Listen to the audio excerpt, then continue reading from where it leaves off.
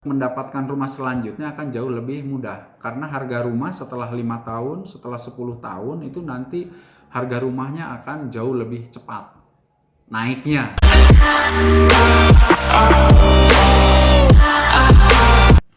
Halo semuanya, berjumpa kembali dengan channel saya Hernandi Sujono. Pada kesempatan ini saya ingin menyampaikan video terkait tentang raih mimpi rumah pertama bagian kedua. Sesuai janji saya di video sebelumnya, yaitu ingin melanjutkan tentang bagaimana kita mendapatkan rumah impian pertama bagian kedua. Seperti kita ketahui bahwa di bagian pertama kita membahas tentang dua tips. Jadi yang pertama adalah berani kunjungi pameran, ya. Dimana pameran itu saat ini bisa pameran fisik ataupun pameran via medsos. Kemudian yang kedua adalah Anda berani untuk survei lokasi. Nah, untuk lebih jelasnya di bagian yang pertama silakan Anda tonton video saya sebelumnya, raih mimpi rumah pertama bagian pertama. Baik, untuk mempersingkat waktu aja gitu, kita langsung ke bagian kedua. Artinya yang pertama sudah, yang kedua, kemudian tips yang ketiga adalah menghitung kemampuan keuangan kita. Jadi saat ini Anda boleh menuliskan berapa sih pendapatan kita saat ini setiap bulannya. Misalnya gaji kita saat ini 5 juta rupiah, maka Anda harus menyisihkan 30%-nya dari pendapatan kita. Saya ambilkan contoh aja yang barusan, yaitu kita mempunyai pendapatan sebesar 5 juta rupiah per bulan. Maka kita perlu menyisihkan 30%-nya dari pendapatan kita, yaitu sebesar 1,5 juta rupiah. Maka Anda mulai menabung dari bulan ini sebesar 1,5 juta rupiah per bulan. Kita targetkan tahun depan kita harus sudah mulai mempunyai rumah impian pertama. Gitu. Sehingga kalau kita hitung misalnya tabungan kita 1,5 juta per bulan, maka kalau kita hitung selama 12 bulan, maka Anda akan mengumpulkan uang sebanyak 18 juta rupiah. Nah, kan biasanya kalau di akhir tahun atau kita mau hari raya, biasanya kita mendapatkan tunjangan hari raya atau bonus akhir tahun gitu. Nah, jangan lupa Anda menyisipkan juga gitu sebagian dari pendapatan Anda saat Anda menerima THR, saat Anda menerima tunjangan akhir tahun. Jadi kalau kita hitung misalnya tambahin 2 juta lah gitu ya untuk tabungan rumah pertama Anda. Jadi kalau di total nanti tahun depan kita bisa menabung sebesar 20 juta rupiah. 20 juta rupiah. Sehingga dalam 1 tahun kita sudah punya tabungan 20 juta rupiah. Nah, untuk apa? Ya untuk DP ya. Untuk DP kita udah siap dengan dana 20 juta rupiah. Nah, kemudian kekuatan cicilan kita yang tadinya tahun kemarin itu 1,5 juta rupiah, kan di akhir tahun kita juga biasanya mendapatkan kenaikan gaji. Jadi, Anda di tahun berikutnya sudah mulai akan mampu mencicil berarti sekitar 2 juta rupiah ya. Kalau tahun kemarin kita baru bisa nabung 1,5 juta per bulan gitu. Nah, berarti tahun berikutnya insya Allah kita bisa mampu untuk menabung atau men-setting ya gitu untuk cicilan Anda sebesar 2 juta rupiah per bulan.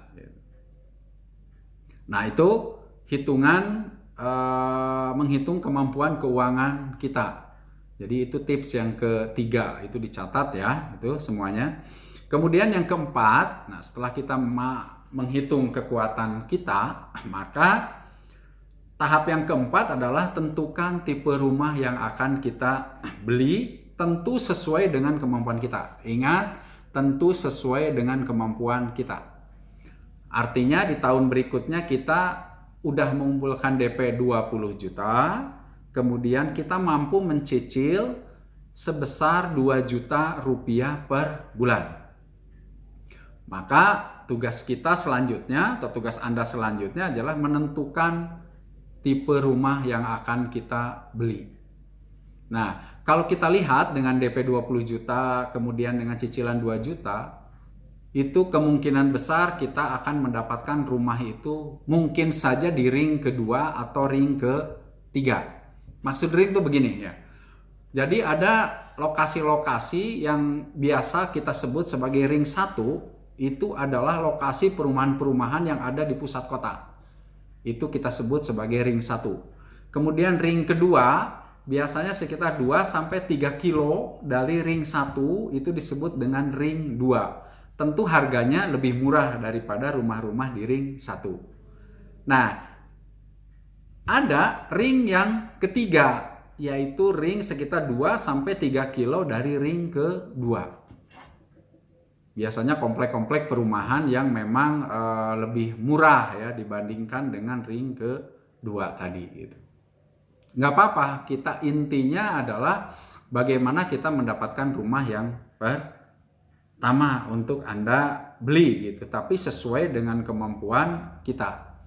Walaupun nanti yang akan kita dapat udah di ring 3, kemudian tipenya juga kan standar, saya pernah bilang di video sebelumnya minimal tipe 36 luas 70 lah gitu kan ya.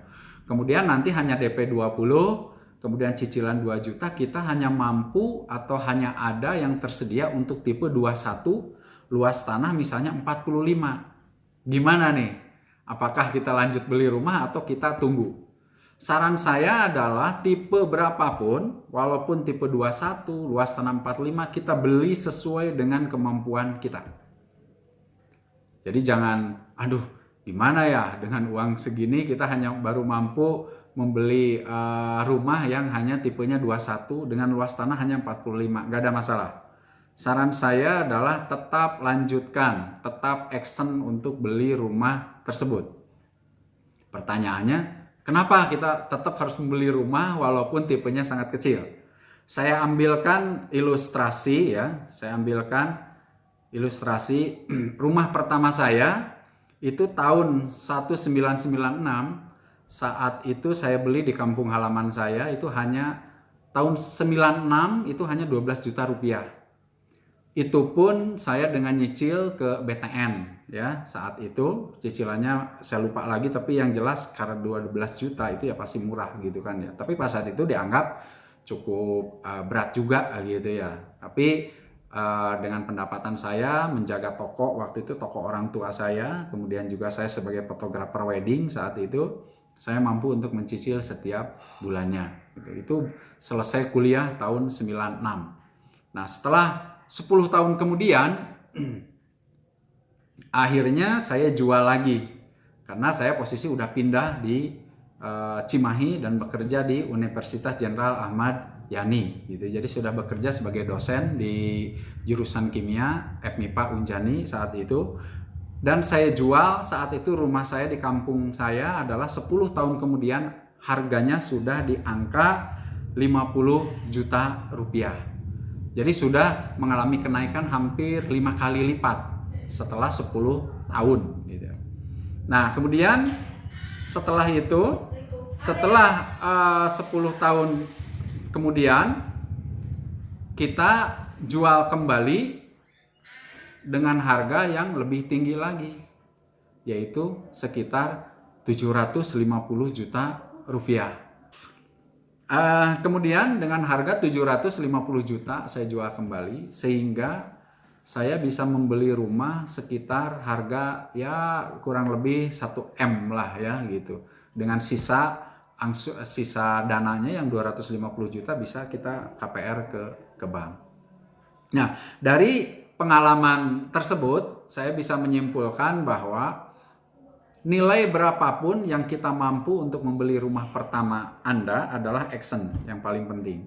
Karena apa? Karena untuk mendapatkan rumah kedua atau untuk mendapatkan rumah selanjutnya akan jauh lebih mudah, karena harga rumah setelah 5 tahun, setelah 10 tahun itu nanti harga rumahnya akan jauh lebih cepat naiknya gitu ya, naiknya akan jauh lebih cepat gitu. Sehingga jangan ragu, sesuai dengan kemampuan Anda langsung action membeli rumah pertama sesuai dengan kemampuan Anda, sehingga nanti 5 tahun lagi atau mungkin bahkan untuk saat ini, karena kecepatan harga untuk saat-saat ini adalah jauh lebih cepat ya dibanding dengan zaman-zaman saya dulu gitu. Jadi bisa saja setelah 5 tahun Anda jual lagi rumah yang sekarang, kemudian Anda beli lagi rumah yang lebih besar dan Anda bergeser ke ring 2. Nanti setelah ring 2 ini juga naik 5 tahun berikutnya lagi, naik lagi, Anda jual lagi, maka Anda bisa bergeser lagi ke ring 1. Nah, kalau sudah di ring 1, Anda posisi rumahnya udah jauh lebih nyaman mungkin ya, jauh lebih besar dan jauh lebih dekat ke pusat kota atau bahkan ke tempat Anda bekerja. Saya kira itu untuk tips di bagian kedua ini, raih rumah pertama, raih mimpi rumah pertama Anda gitu di bagian kedua ini. Kesimpulannya adalah beri rumah yang sesuai dengan kemampuan Anda, karena nanti harga jual rumah untuk beli rumah lagi yang lebih besar itu akan Anda dapatkan dari rumah Anda yang pertama. Saya kira cukup untuk video hari ini, sharing hari ini. Sekali lagi saya mohon maaf atas kekurangannya, dan kita akan bertemu kembali. Masih ada bagian yang ketiga ya, ada bagian yang ketiga. Nanti di bagian ketiga saya ingin menjelaskan bagaimana cara mengajukan KPR, apakah belinya ke bank konvensional atau kita belinya ke bank syariah atau kita belinya langsung ke developer, nyicil ke developer yang saat ini sedang marak ya, sedang banyak sekali developer-developer yang bisa langsung DP ke developer, kemudian juga cicilan langsung ke developer. Nanti saya akan bahas tuntas di video terakhir, yaitu video bagian ketiga. Terima kasih. Assalamualaikum warahmatullahi wabarakatuh.